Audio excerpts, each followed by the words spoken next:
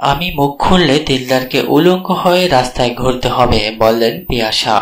বহুল আলোচিত বনানীর রেন্ট্রি হোটেলে 2 ছাত্রী মানহানির মামলায় গ্রেপ্তার হয়ে কারাগারে রয়েছেন আপন জুয়েলার্সের মালিক দিলদার আহমেদের ছেলে শাফাত আহমেদ। কিন্তু এই মামলায় শাফাতের সাবেক স্ত্রী ফারিয়া মাহবুব পিয়াসার নাম শুরু থেকেই উঠে আসছে। পিয়াসা ও শাফাতের সম্পর্ক নিয়ে কয়েকটি প্রতিবেদনও প্রকাশ হয়েছে। এসব প্রতিবেদন নিয়ে ফারিয়া মাহবুব পিয়াসা বলেন, শাফাত আমাকে বিয়ে করার পর থেকেই দিলদার আহমেদ নানানভাবে বিরক্ত করতে শুরু করেন। আমাকে হত্যার পরিকল্পনা ছাড়াও শাফাতকে কোনো ধরনের টাকা পয়সাও দেওয়া বন্ধ করে দিয়েছিল। সেই সময় আমি শাফাতকে টাকা দিয়ে চালিয়েছি।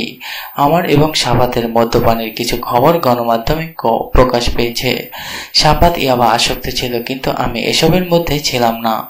আপন জুয়েলার্সের মালিক দিলদার আহমেদ প্রসঙ্গে পিয়াসা বলেন, উনি মানুষ হিসেবে কখনোই ভালো ছিল না। নিজের ছেলের সঙ্গে তার ব্যাপক ঝামেলা ছিল।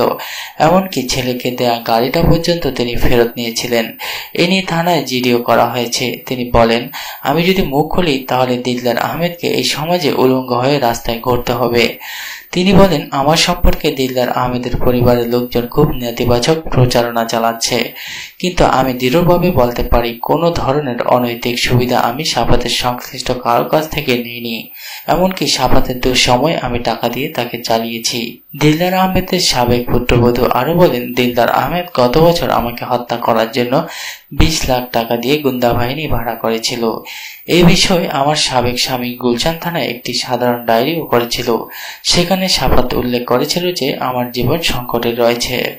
আপন জুয়েলার্সের পরিচালক হওয়ায় ইচ্ছা বিষয়টিও পরিষ্কার করেছেন ফারিয়া।